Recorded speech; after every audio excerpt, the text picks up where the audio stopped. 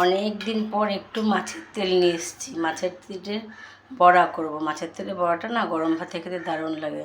মাছের তেলে বড়া করার জন্য কী কী নিয়েছি দেখো।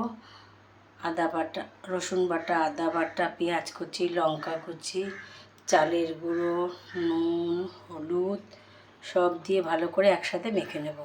এইবার সব একসাথে ভালো করে দেখো মেখে নিলাম। কড়াইতে সামান্য তেল দিয়েছি, কারণ মাছের তেলে বড়া ভাজতে তেল লাগে না, কিন্তু সামান্য এক ফোঁটা দিয়েছি। এবার যখন বড়াটা ভাজবো না, এর ভেতর থেকেই তেল বেরোবে। এবার একটা একটা করে ছেড়ে দেবো। এইভাবে এক এক করে ছেড়ে দেবো।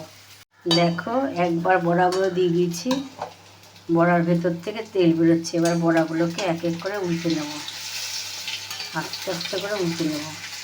দেখো বড়াটা তোলার পরেও কড়াইতে কতটা তেল হয়ে গেছে। ওই যে বললাম মাছের তেল থেকে বড়াটা ভাজলে গলে গলে তেলটা বেরোয়, এই তেলেই বাকি বড়াগুলো আমার হয়ে যাবে। দেখো বাকি বড়াগুলো আমার ভাজা হয়ে গেল এক এক করে, কিন্তু তেল রয়েই গেল, কারণ এই তেল থাকবেই।